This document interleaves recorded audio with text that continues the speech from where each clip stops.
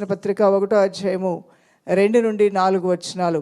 నా సహోదరులారా, మీ విశ్వాసమునకు కలుగు పరీక్ష ఓర్పును పుట్టించునని ఎరిగి. విశ్వాసమునకు కలుగు పరీక్ష అంటే ప్రతి ఒక్కరికి పరీక్ష అనేది ఉంటుంది. పరీక్షలు పిల్లలు రాయబోతూ ఉన్నారు. ఆ తర్వాత మరొక తరగతిలోనికి వారు ప్రమోట్ అవ్వటం అనేది తథ్యం, అది నిజం. చదవటం ఒకటి, పాస్ అవ్వటం ఒకటి వాళ్ళు చూసుకోవాలి. తర్వాత యూనివర్సిటీలు ఉన్నాయి, కాలేజీలు ఉన్నాయి, చదువులు అన్నీ ఎక్కడికెక్కడ మొత్తం ఏర్పాటు చేయబడే ఉన్నాయి. యూనివర్సిటీలు వాళ్ళు ఏం కట్టనవసరంలా చదువుకోవటానికి. అన్ని యూనివర్సిటీలు ఉన్నాయి, అన్ని కాలేజెస్ ఉన్నాయి. సిలబస్ వీళ్ళు సొంతంగా తయారు చేసుకునే అవసరంలా సిలబస్ ఉంది. ఉపాధ్యాయులు వీళ్ళు ఏమీ ఎతికి పట్టుకోని అవసరంలా చదువు చెప్పే ఉపాధ్యాయులు ఉన్నారు. అన్నీ ఉంటాయి, అన్నీ అమర్చినట్టే ఉన్నాయి. కానీ విద్యార్థి ఏం చేయాలంటే కష్టపడి చదవాలి, పాస్ అవ్వాలి. అదే రీతిగా ప్రియులారా, అనేకమైనటువంటి ఆశీర్వాదాలు నీ చుట్టూ కూడా నీ దేవుడు ఏర్పాటు చేసే ఉంచాడు నీ నిమిత్తమై. కొన్ని పరీక్షలు నీకు వస్తూ ఉంటాయి.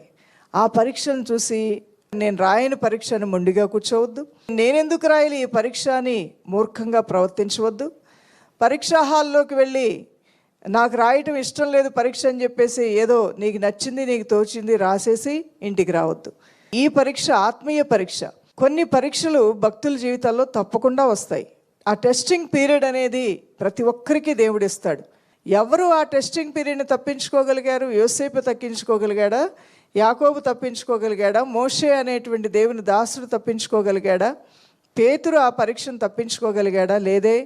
అందరికీ అన్ని విధాలైన వారి జీవితాల్లో వారికి సరిపడా శోధనలు మెండుగా దండిగా వచ్చాయి. ఆశీర్వాదాలు కాదు వచ్చింది. ఆశీర్వాదాలకు ముందు వారు కూడా ఆయా విధాలుగా అనేక పరీక్షలను ఎదుర్కొన్న తర్వాతనే ఎన్నో మేలు పొందారు. ఈ రోజున ఒక విషయాన్ని అందరూ గ్రహించుకోవాలి. ఎందుకు నాకు ఈ శోధనలు వచ్చాయని అనుకోవటం అనేది అమాయకత్వం, అజ్ఞానం. నీవు శోధింపబడిన తర్వాతే సువర్ణం వలె మారుతావు.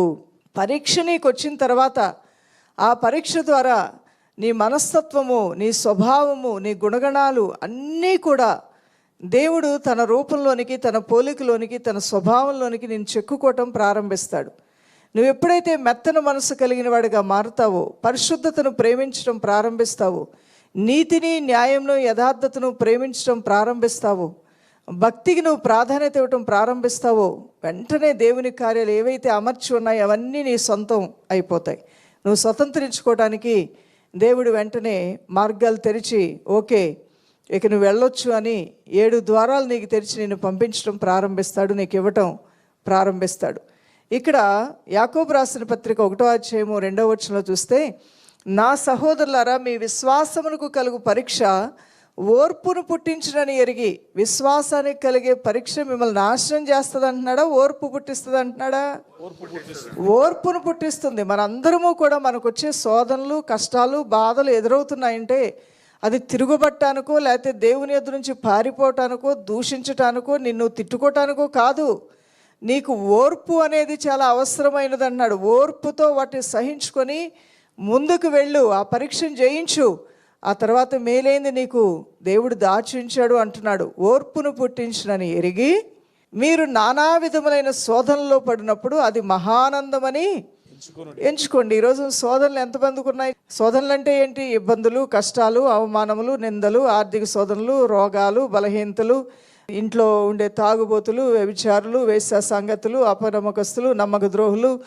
నీవు మంచిదానివైనా, నువ్వు మంచివాడివైనా, నీ ఇంట్లో కొంతమంది ఈ యొక్క లోక తత్వంలో పడిపోవటం వలన నీకు కలుగుతున్నటువంటి మానసిక క్షోభ, మానసిక ఆందోళనలు, ఆయా విధములైనటువంటి శోధనలు, దేవుణ్ణి నమ్ముకున్నందుకు వచ్చే వ్యతిరేకతలు, ప్రభు నామంలో నువ్వు ప్రార్థన చేస్తుంటే వచ్చే అవహేళనలు, ప్రభు నామం కొరకు నువ్వు నిలబడినప్పుడు నిన్ను ప్రజలు తిరస్కరించి నీ విశ్వాస విషయంలో నిన్ను శోధించేటువంటి ప్రశ్నార్థకమైన ప్రశ్నలు, నిన్ను ఎలా అయినా సరే భక్తిలోంచి బయటికి రప్పించాలని చేసే ప్రయత్నాలు, వీటన్నిటిని తట్టుకొని తాళుకొని వీటిని జయిస్తూ నువ్వు ముందుకు వెళ్తున్నావు కదా. ఈ శోధనలన్నీ కూడా ఎవరికి లేవు. ఒకవేళ నీకు ఈరోజు ఉన్నట్లయితే నాకెందుకు ఇన్ని శోధనలు వచ్చాయని ఏడుస్తూ కూర్చోడానికి కాదు. ప్రభు అయిన దేవుని వాక్యం ఏం తెలియజేస్తుంది? ఇలాంటి శోధనలు వచ్చినప్పుడు నువ్వు మహానందమని భావించి ఆనందించు. మీరు నానా విధములైన శోధనలో పడినప్పుడు అది మహానందమని ఎంచుకొనుడి. 4వ వచనం, మీరు సంపూర్ణులు అనునాంగులు, ఏ విషయంలో అయినా కొదువు లేని వారై ఉండినట్లు. ఓర్పు అనేది అంటే శోధనల ద్వారా నీవు ఓర్పు నేర్చుకుంటే ఈ ఓర్పు ద్వారా నీకు ఏ ఆశీర్వాదాలు వస్తాయంట?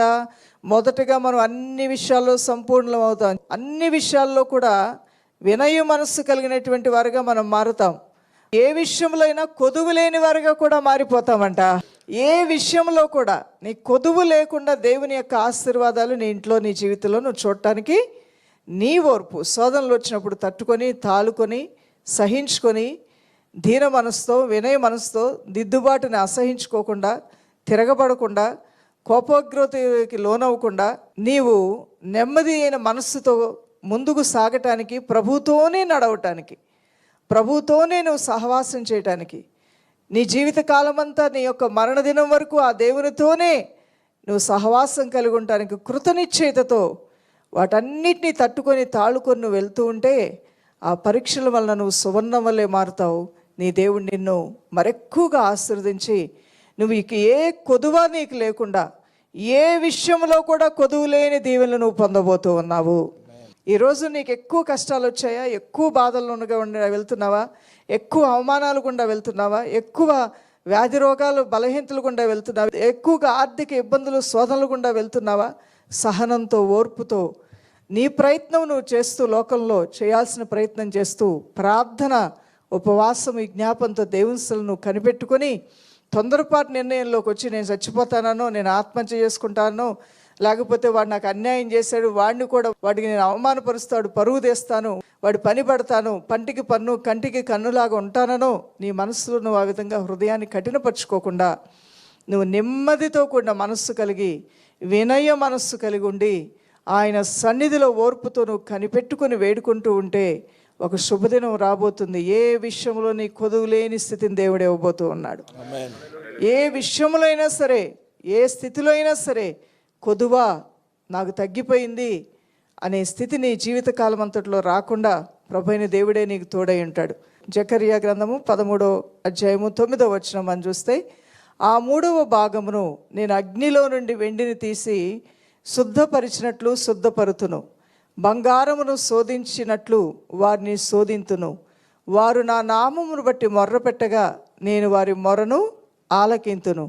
వీరు నా జనులని నేను చెప్పుదును, యెహోవా మా దేవుడని వారు చెప్తారు. నన్ను వెంబడించాలి అనుకున్నటువంటి నా ప్రజలు బయటికి రావాలి. ఎక్కడి నుంచి? లెట్ మై పీపుల్ గో అంటాడు మోషే. ఎవరి దగ్గరికి వెళ్ళి అంటాడు ఈ మాట? ఫరో దగ్గరికి వెళ్ళి అంటాడు, నా ప్రజల్ని పంపించు అంటాడు. ఆ ఫరో ఏమాత్రం ఒప్పుకునే పరిస్థితి లేదు, ఒప్పుకోనన్నాడు. నిర్గమాకాండము 5వ అధ్యాయము 1వ వచనంలో మనం చూస్తే, తరువాత మోషే, అహరోనులు వచ్చి ఫరోను చూచి, ఇజ్రాయేలు దేవుడని యెహోవా అరణ్యములో నాకు ఉత్సవము చేయుటకు నా జనమును పోనిమ్మని ఆజ్ఞాపించుచున్నాడండి. నా జనము అంటున్నాడు. దేవునికి స్తోత్రం కలుగును గాక. అవును, ఆయన్ని సేవించే ప్రజలకి ఆయన నా సొత్తు, నా జనులు అంటున్నాడు. హల్లెలూయా. చూసారండి, మనలో ఏముందనండి ఆయన నా జనులు అంటానికి? ఆయన పరిశుద్ధత ముందు మన పరిశుద్ధత ఏ పాటిది? ఆయన నీతి ముందు మన నీతి మురికి గుడ్డల వంటిదే కదా. అయినప్పటికీ కూడా ఆయన పవిత్రమైన రక్తంలో శుద్ధీకరింపబడి మనల్ని చూసినప్పుడు నా సొత్తు, నా జనులు, నా ప్రజలు. ఇది దేవుని ప్రేమకి మనుషుల ప్రేమకి ఉన్న వ్యత్యాసం అండి. అందువలన దేవుని ప్రేమ నిస్వార్థమైన ప్రేమ. దైవ ప్రేమ కోసం ఆతృత పడండి, తహతహలాడండి. ఆ దేవుని హత్తుకొని ఉండటానికి, ఆ దేవుని కటాక్షం పొందుకోవటానికి ఎల్లప్పుడూ కూడా పూర్ణ హృదయంతో మంచి మనస్సు కలిగి ఉండండి. నువ్వు ఈ సేవించే దేవుడు నీకు ఎప్పుడూ అన్యాయం చేసేవాడు కాదాయన. ఒక విధంగా ఐగుప్తు లోకానికి సాదృశ్యంగా ఉంది, ఫరో సాతానికి సాదృశ్యంగా ఉన్నాడు అనుకుందాం. బయటికి రావాలని దేవుడు ఆశపడుతున్నాడు. లోకంలోంచి, సాతాను నాయకత్వంలోంచి బయటికి రావాలని, రప్పించాలని దేవుని ఆశ, తృష్ణ. లెట్ మై పీపుల్ గో, నా ప్రజల్ని బయటికి పంపించు, నా జనులు వెళ్ళాలి అని నేను కోరుకుంటున్నాను అంటే ఫరో ఏమంటాడో తెలుసా? నా ప్రజల్ని ఆరాధించడానికి పంపించవయ్యా అని దేవుడు మోషే ద్వారా చెప్తుంటే, ఐగుప్తులో ఆరాధన చేయకూడదా? ఐగుప్తులో ఉండకూడదా? ఆ తర్వాత ఐగుప్తులోంచి వెళ్ళినా కొంచెం దూరంలోకి వెళ్ళి ఆరాధన చేయాలి, ఎక్కువ దూరం వెళ్ళకండి అంటాడు. మరలా ఏమంటాడు మూడోసారి? కుటుంబాలను ఎందుకు తీసుకెళ్తారు? ఒక్కళ్ళు వెళ్తే సరిపోదేంటి? కుటుంబాలకి వెళ్ళాలేంటి? పురుషులు వెళ్ళి ప్రార్థన చేసుకొని రండి, స్త్రీలని పంపించును, స్త్రీలందరూ పిల్లలందరూ ఇక్కడే ఉంటారు, మగవాళ్ళు మాత్రమే వెళ్ళండి, ఆడవాళ్ళను పంపించును అంటాడు. ప్రభు అయిన దేవుడేమన్నాడు? మగాళ్ళను మాత్రమే కనానుకు తీసుకెళ్తా అన్నాడా? అందరినీ తీసుకెళ్తా అన్నాడా? అవును. దేవుని ఉద్దేశం పురుషులో స్త్రీలో ఒక్కళ్ళే రక్షింపబడి కాదు, నీ ఇంటిల్లపాది రక్షణలోకి రావటం దేవుని ఉద్దేశం అయినది. ఒక్క మాటలో చెప్పాలంటే సర్వలోక భూజనులు రక్షణలోకి రావటం దేవుని ఉద్దేశం అయి ఉన్నది. ప్రభు అయిన దేవుడు చెప్పాడు, భార్య భర్త పిల్లలు మీకు కలిగిన సంపదతో పశువులతో కలిసి మీరు బయలుదేరండి, మీదంటూ ఏది ఐగుప్తులో ఉండకూడదు, మీరు ఐగుప్తు నుండి ప్రత్యేకపరచబడి సంపూర్ణముగా బయటికి రండి అని ప్రభు అయిన దేవుడు తెలియజేస్తున్నాడు.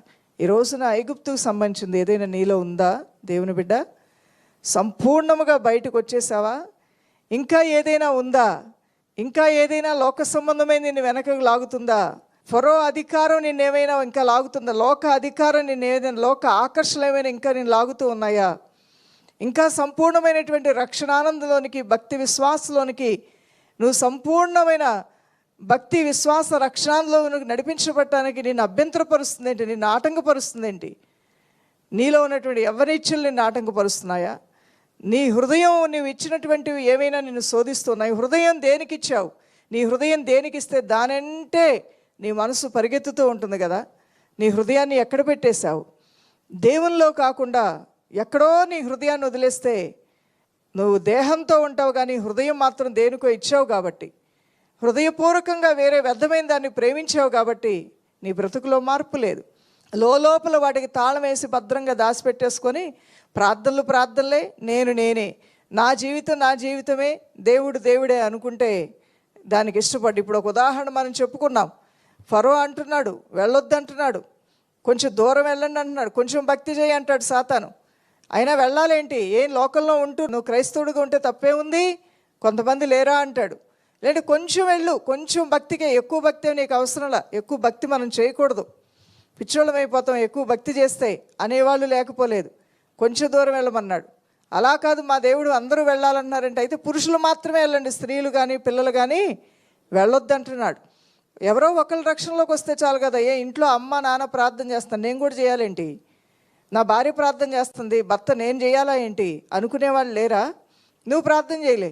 పిల్లలు బాప్టిజం తీసుకున్నావు, నువ్వు కూడా తీసుకోరండి, మీరు తీసుకున్నారుగా మమ్మీ డాడీ, మీ చర్చికి వెళ్తున్నారుగా మమ్మీ డాడీ, మేము తర్వాత వస్తాంలే అనేవాళ్ళు లేరా? ఇలా ఎన్ని కుటుంబాలు అటు సగం లోకంలో సగం దేవుల్లో ఉంటూ సతమతమైపోతున్న వారు ఎంతమంది ఉన్నారు. కానీ నీ దేవుని ఉద్దేశం ఏంటి అంటే సంపూర్ణమైన భక్తిలోనికి నీ ఇల్లు రావాలి అనేది. నీ కుటుంబం అంతా కూడా సంపూర్ణముగా నువ్వు భక్తిలో ఉంటూ పాలుతేళ్లు ప్రవహించే ఆ వాగ్దాన భూమిలోనికి ప్రవేశించాలి అనేది దేవుని యొక్క ఉద్దేశము, తపనై ఉన్నది. దేవునిలో సంపూర్ణంగా నువ్వు కొనసాగటానికి నిన్ను ఆటంకపరిచేది ఏంటి? ఈరోజు ఆటంకపరుస్తుంది ఏంటి దేవుని బిడ్డ? ప్రభు అయిన దేవుడు అన్నాడు, 3వ వంతుని నేను నా స్వకీయ జనముగా వారిని నేను తీసుకుంటాను, నాలోనికి పిలుచుకున్నటువంటి వారిని నేను అలా ఉంచను, వారిని శుద్ధీకరిస్తాను. చూడండి జకరియా 13:9.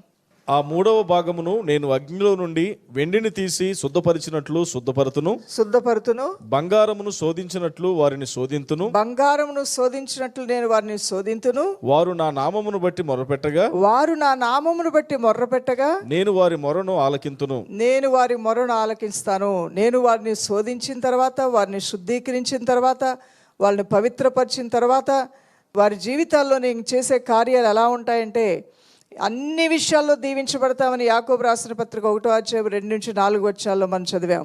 ఇక్కడ జకరియా గ్రంథము 13:9 మనం చూసినట్లయితే, నా ప్రజలను నేను శుద్ధీకరించి వారిని క్షమించి వారి యొక్క విన్నపాలు నేను ఆలకించి వారిని పవిత్రపరిచిన తర్వాత వారు నా నామంలో ఏది అడిగినా నేను ఇస్తాను అంటున్నాడు. ఇక్కడ వారు ఏ విషయం కొరకు నా నామంలో ప్రార్థన చేసినా వారి మొరలు నేను ఆలకించి వారికి జవాబుని అనుగ్రహిస్తాను అంటూ ఉన్నాడు. అనగా మన జీవితాలని దేవునికి అప్పగించుకొనటం, మనం దేవుని యొక్క చేతుల్లోనికి వెళ్ళటం, మనం ప్రభు నామంలో తగ్గించుకొని దేవుని సన్నిధిలో నాకు తెలిసి తెలియజేసిన దోషములు, అపరాధములు, పాపములు క్షమించమని అడగటం, అది వాక్యానుసారం. ఆయన శుద్ధీకరించి తీరుతాడు, తప్పకుండా ఆయన మన దోషములు, అపరాధములు పరిహరించి తీరుతాడు.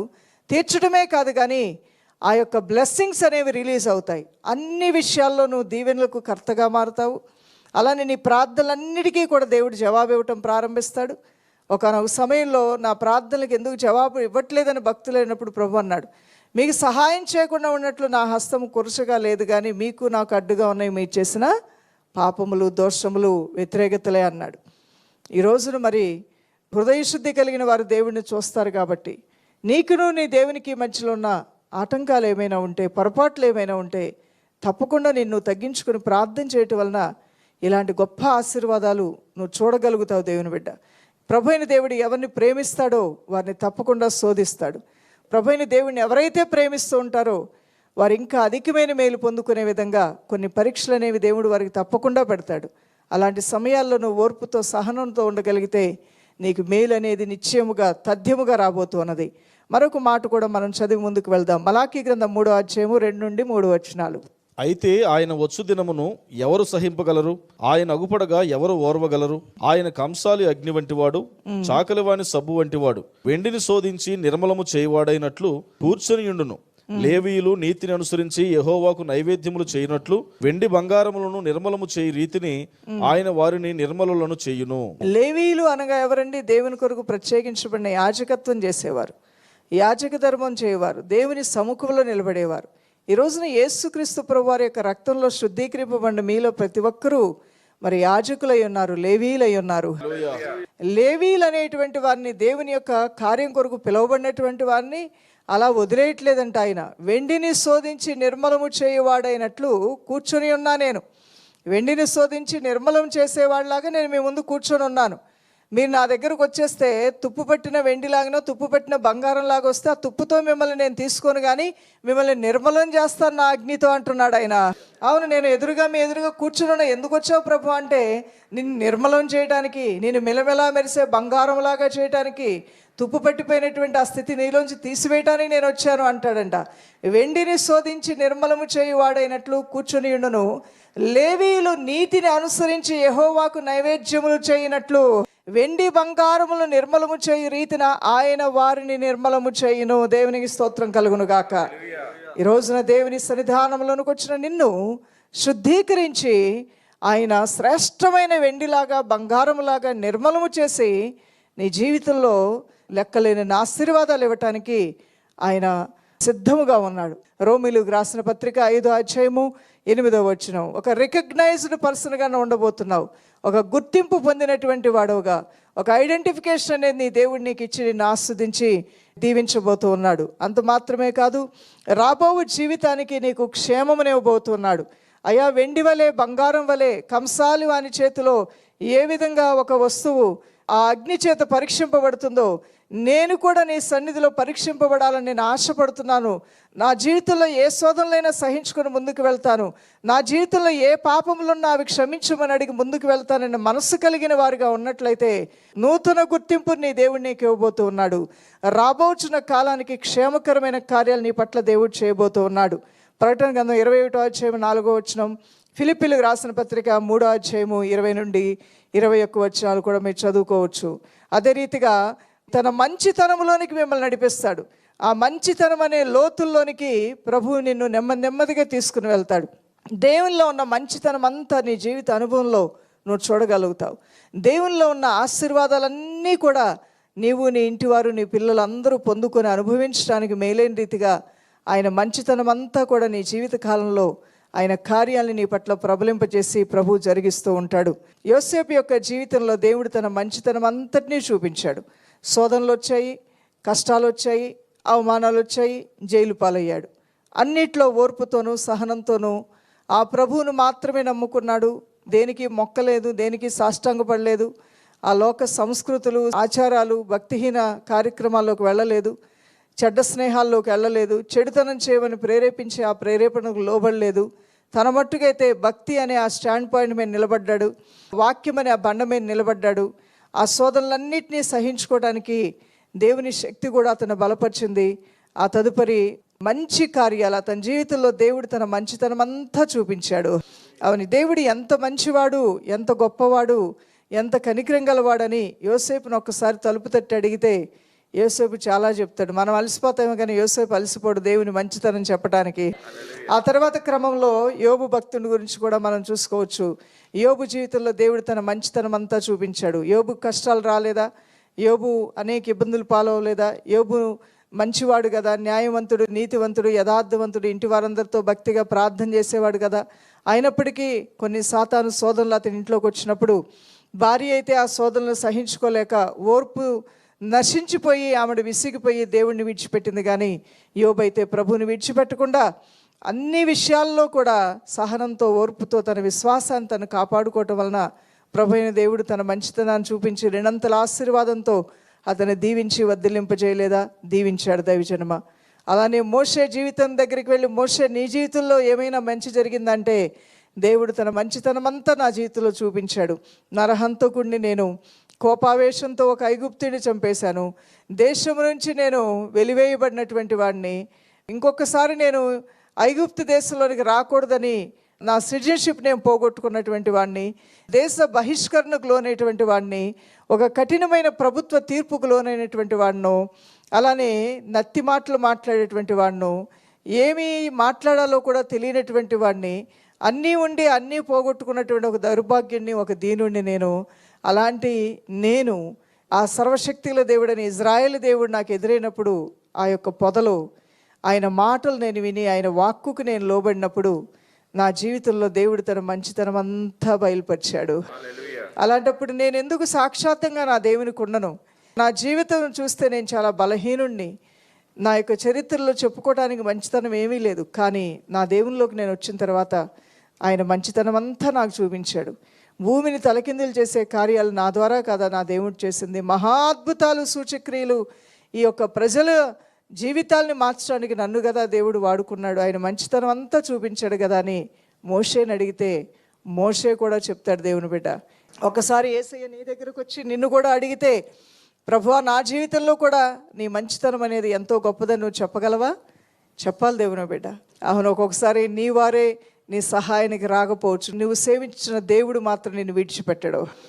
నీ వారు నా వారు అనుకున్నటువంటి వారే ఆ సమయానికి నీ సహాయానికి వారి చేతులు పైకెత్తేసి ముఖం తిప్పేసి మొహం చాటేసి వెళ్ళిపోతారేమో కానీ ఎవరు విడిచిపెట్టినా విడువని ఎడబాయని దేవుడు నీ దేవుడై ఉన్నాడు. చిన్న సమూహంలోనూ భక్తిని వదిలిపెట్టలేదు. ఆ భక్తికి తగిన ప్రతిఫలం. ఒక విధవరాల్లో భక్తి ఉందంటే విధవరాలతో దేవుడు మాట్లాడాడు.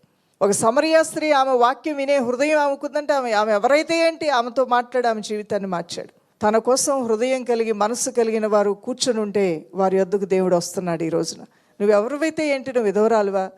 ఈరోజు నువ్వు అనాథవా? నువ్వు పూరి గుడిసెలో ఉండి ఈరోజు ప్రార్థనలో పాల్గొంటున్నావా? నువ్వు పెద్ద చక్రవర్తివా? నువ్వు గొప్ప భవనంలో ఉండి పాల్గొంటున్నావా?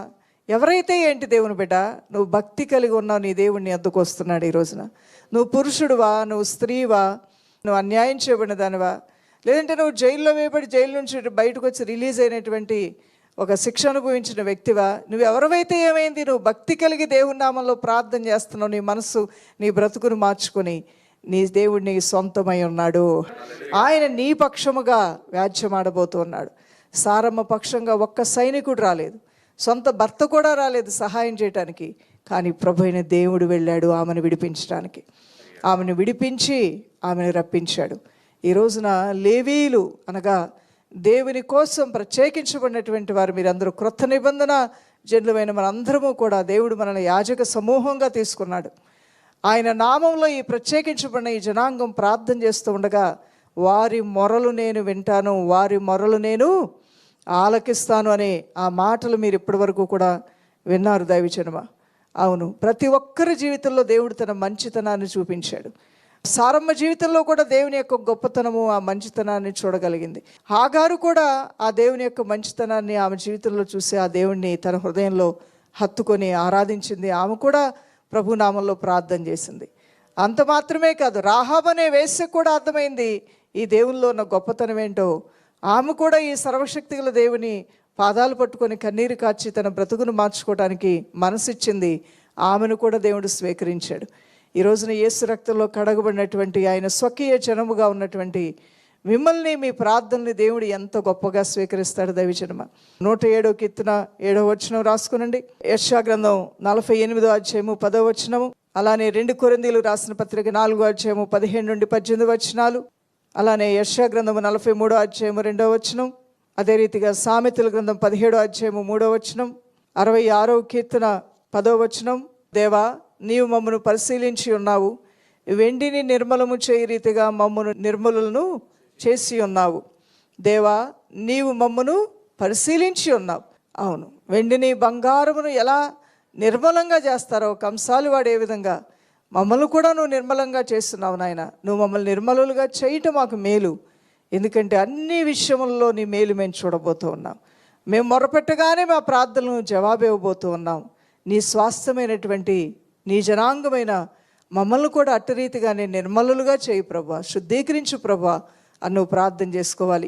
1 పేతురు రాసిన పత్రిక 1:7 నశించిపోవు సువర్ణము అగ్ని పరీక్ష వలన శుద్ధపరచబడుచున్నది కదా, దానికంటే అమూల్యమైన మీ విశ్వాసము ఈ శోధనల చేత పరీక్షకు నిలిచిందై యేసుక్రీస్తు ప్రత్యక్షమైనప్పుడు మీకు మెప్పును మహిమయు ఘనతయు కలుగుటకు కారణమగునని రాయబడి ఉంటుంది.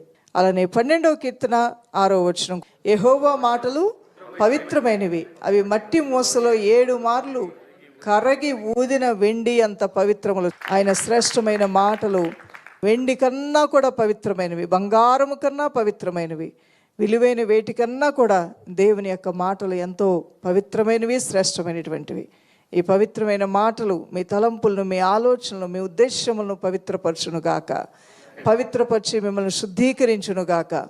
సర్వోన్నతమైన దేవుని యొక్క సకల ఆశీర్వాదములు అన్ని విషయాల్లో మీరు దీవెనలు పొందుకున్నట్టుగా ప్రభు ఆత్మ మిమ్మల్ని ఆశీర్వాదాల కొరకు సిద్ధపరచునుగాక. ఆమేన్. మనం ప్రార్థన చేద్దాం. అయా నా తండ్రి, పరలోక సన్నిధిలో ప్రవేశించుటకు ప్రతి కుటుంబము రక్షణలోను, ప్రతి కుటుంబము విశ్వాసంలోను, ప్రతి కుటుంబము నీ జీవములో ఉండాలి నాయన. అయ్యా ఈ లోకము లోకాశలతో మాకు సంబంధం లేదంటున్నావు నాయన. ఇవన్నీ ఒక రోజున గతించిపోతాయి అంటున్నావు. అటు వాటి వైపు మరులు గొల్పబడక మిమ్మల్ని మీరు ప్రత్యేకపరచుకొనడి అంటున్నావు నాయన. తమను తాము ప్రత్యేకపరచుకొని జనులు నీకు ప్రియులుగా ఉంటారు ప్రభువా. తమ హృదయముల్లో నిర్మలముగా శుద్ధీకరింపబడిన వారు నీకు అత్యంత ప్రియులుగా ఉంటారు ప్రభువా. లోక కాడిని, అపవాది కాడిని, సాతాను కాడిని, పాపపు కాడిని మోయక నీ కాడిని మోయివాడి మీద నీ కృప అధికముగా ఉంటుంది నాయన. ఈ రోజున నీ పాత్రలు నీ ఎద్దుకు వచ్చి ఉండగా అవి ఘనహీనమైనవి కాదు, కానీ ఘనతకు పాత్రమయ్యే పాత్రలుగా ప్రతి అంతరంగంలో ఉన్న వ్యర్థమైనది ఏదైనా ఉంటే శుద్ధీకరించి, పరిశుద్ధపరిచి, పవిత్రపరిచి విశేషమైనటువంటి కార్యములు, సకల విషయములో మేలులు, వారి మొరలు, వారి ప్రార్థనలు కొనసాగిస్తూ ఉండగానే వారికి జవాబులు ఇచ్చి దీవించమని యేసుక్రీస్తు నామములో అడుగుచున్నాం మా ప్రియ తండ్రి. ఆమేన్.